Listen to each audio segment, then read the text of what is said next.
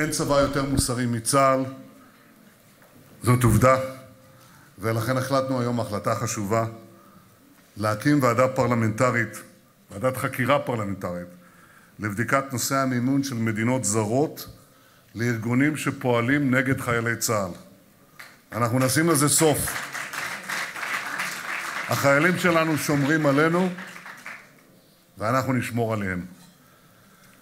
I want to welcome you all to Jerusalem, the eternal united capital of the Jewish people.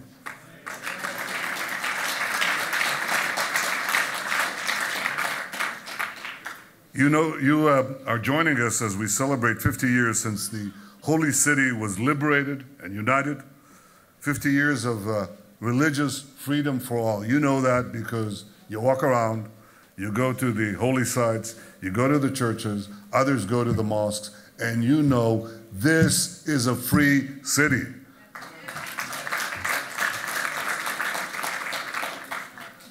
I want you also to join us in looking forward to the day when the embassies of all your countries move to Jerusalem.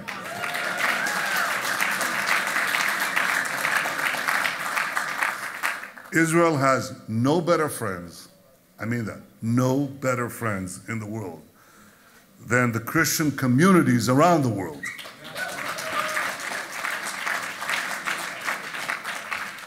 And Israel is the one country in a vast region where Christians not only survive, they thrive. You know the truth about Israel's history and the truth about our commitment to freedom. Freedom is under challenge all the time. And I think it scored a big victory the other day. I want to thank President Trump for his courageous speech outlining a new course against Iran, the enemy of our free civilization. Iran is a threat to the entire world, but today I want to focus on Iran's war against Christians. As you all know, Christians are brutally persecuted in the Islamic Republic. Pastors are jailed for no reason other than for being Christian leaders. Christians have been lashed. You hear this? Christians have been lashed for sipping wine during prayer services. Christians have been brutally tortured for doing nothing more than practicing their faith. Now, some world leaders are willing to ignore this repression and seek to appease Iran, but I am not one of them.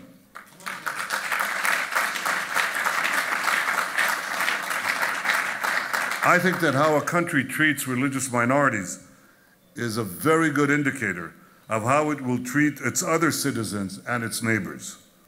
So today I have a simple request for the media outlets in this room. Dedicate this week to highlighting the plight of the countless Christians suffering under Iran. Profile the brave Christian leaders jailed for practicing their faith.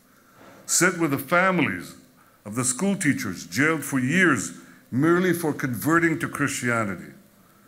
Call out the lie and the lies of President Rouhani, who promised in 2013 that all religions would, quote, feel justice in Iran while so many Christians live there in constant terror. And I want to thank you for what you're doing, taking your part and doing your part to stand up for religious freedom.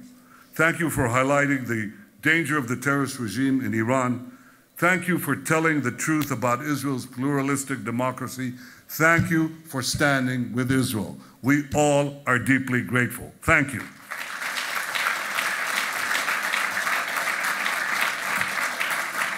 Good to see you, my friend. The influence of this Christian media group is much greater than ABC, NBC, and CBS combined, and there's no fake news here.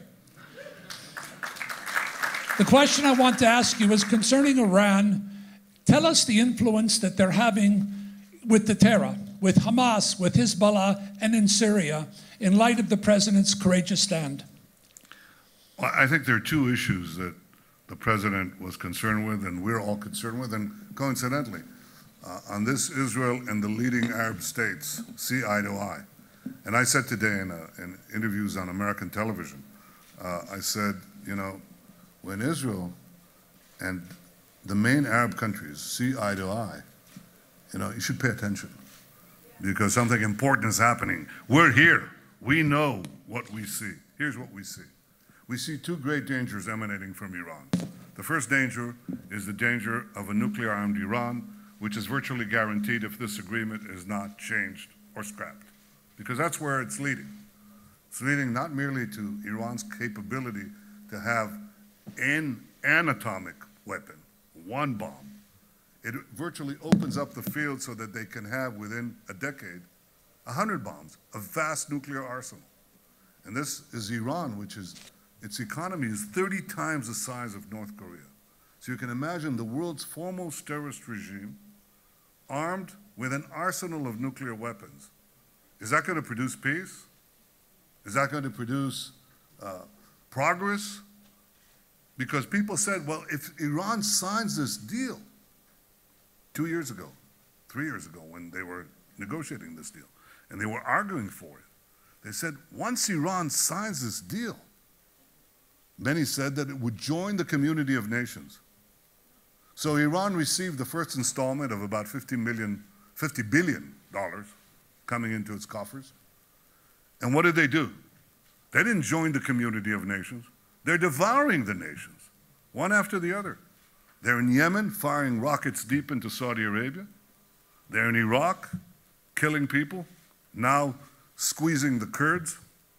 They're in Syria, colonizing Syria, and they intend to turn Syria into a military base for their war of destruction against Israel. Well, clearly we will not tolerate it, and we will act against any threats to our security. And I think people understand that we back this up with words, with these words, with deeds. I think people know that.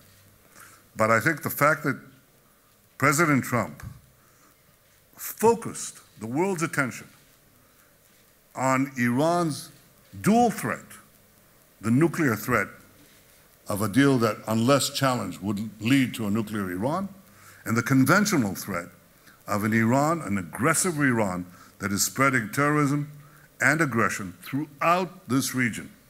And I think that the resoluteness with which he put forward this case yesterday made a big impression. I'll tell you on who it made a big impression. It made a big impression on America's allies here, and it made a big impression on Iran. They should be worried, justly so. Who wants? Mr. Prime Minister, Chris Mitchell, Bureau Chief for CBN News, and I know I speak for the Christian media here. Thank you for making this summit possible. As a follow-up to Iran, I just came back from Kurdistan, and many people saw firsthand the growing influence of the Shiite militias and the growing influence of Iran. And they're concerned about a Shiite arc going from Tehran all the way to the Mediterranean.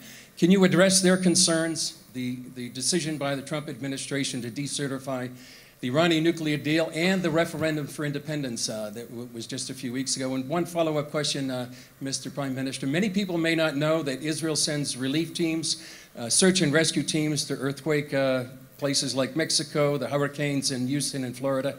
With all the problems facing Israel, why does Israel feel obligated to reach out with humanitarian aid to the nations? Because we're allied unto the nations. That's the great fulfillment of that great prophecy. And in fact, that's what Israel is doing. It's doing it in places like Haiti or in the Philippines or in Mexico. I mean, you should hear what the people in Mexico said about Israel. I recently spoke to President Peña Nieto from Mexico. He called me up and he said, I want you to know how grateful the people of Mexico are. And you saw that in the Mexican media. They just love Israel. I mean, I was there between two earthquakes, just in a stitch of time, a few days. And I saw how receptive and how warm the people of Mexico were to Israel before the earthquake. And then, you know, they saw this mission that came, taking some risk, considerable risk, and going through the rubble and trying their best to salvage whatever could be salvaged. And the people really warmed up to that. And you see that in elsewhere. In many places around the world. You see it in Tibet. Same thing. Our mission in Mexico was the first to come and the last to leave. Our mission in Tibet was the second largest mission, in Nepal, sorry, was the second largest mission in the world.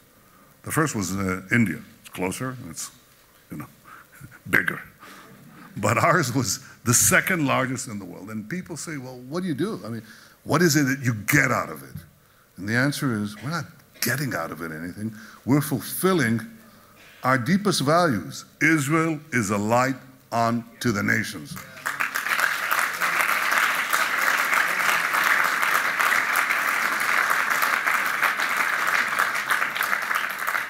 Now you talk about those who want to extinguish that light, Iran. Yes, it wants to build a Shiite ark to create, it's working on it, which is Iran, Iraq, Syria, Lebanon.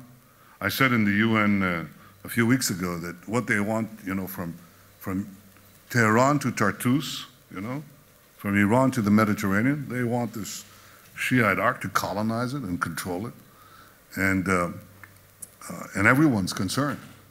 All the countries, except Assad, I think everybody is really concerned and wants to stop it because this is an act of unadulterated aggression. They're trying to import, get this, they're trying to import Shiite militias that are now trying to choke the Kurds in Kirkuk. Shiite militias, Afghans, Pakistanis, under Iranian command, and they want to bring them also right next to the Golan Heights. That's what, this is colonization of the worst kind. And this is intimidation and subjugation of the worst kind. But that's what Iran is about. So obviously we all sympathize with the Kurds, we understand this, and we are absolutely determined to defend ourselves against this aggression. Okay, last question. Mr. Prime Minister, it's on the books now that I'll see you on Tuesday for your interview with Mike Huckabee that's there at the Knesset. But he's going to ask you about the moving of the Are you giving embassy. me a promo? That's yeah, good. I'm gonna give you a heads up on what he's going to ask you. But it's no secret that your relationship with our former President Obama was a bit different. How's it going with Trump now? That's what we're concerned about. How is your relationship with Donald Trump going now? Our relationship is fine. It's excellent, actually. And there's, I think, a sense of warmth and an instinctive understanding on many important things. Now, mind you, I want you to put this also in perspective. Yes, I had some differences, like on Iran and a few other things, with President Obama, but it didn't really alter the solidity of the American-Israeli alliance. We also signed an MOU that I appreciate. I don't forget. It was important. So I think there's a basic alliance there that transcends differences that we may have over particular issues. But the issue of Iran wasn't just another issue. The issue of Iran is existential for us. And I felt compelled to take our case to the American Congress because that deal, so-called deal, is a direct threat to our future, to our existence. I think there's been a change with regard to this central issue because I think President Trump correctly identifies that Iran is not the solution, but perhaps the problem in the Middle East. The problem, the source of so much aggression, so much terror, so much misery. And he took a very courageous step yesterday because what he did was, he could have kicked the can forward. He could have said, well, it's not going to happen on my watch, so why should I deal with it? Iran will become a nuclear power with a nuclear arsenal, if we just let the deal go through, but it won't happen on my watch. But he said, no. It's the the duty of leaders, and it's perhaps the most difficult duty of leaders, to ward off danger before it becomes apparent to everyone. Because when it becomes apparent to everyone, it may be too late. And so I really appreciate what he did yesterday on this point, which is obviously very important for Israel, but also I think very important for the United States and for the future of the world. The relationship is good. I want to thank you all for your continual support for the State of Israel. I think when you and your readers and viewers and listeners, when they look at the Middle East and they see the forces that are aligned against the values we hold dear, you see a beacon of light, a towering beacon of light. Israel is not that big a country, you know that. It's a small country, but it's a gigantic country because we stand on the shoulders of giants. The giants of the Bible, the giants of Jewish history, the people who gave us our deepest values, which we share and which we cherish. I want to thank you for your support. Thank you very much. Thank you all.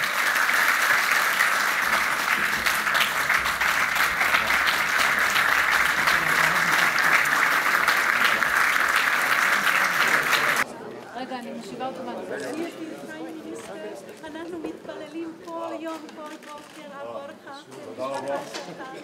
מאיפה את? מפינלנד. Prime Minister, I gave you the book with the 500,000 names of people from around the world supporting the United Jerusalem. It's a pleasure to meet you in person. United with Israel. Please be seated, Prime Minister. My greetings from Russia.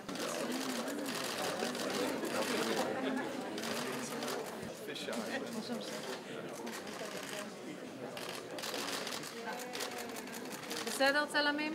תודה רבה ראש הממשלה. Thank Minister Elkin because his ministry put this up.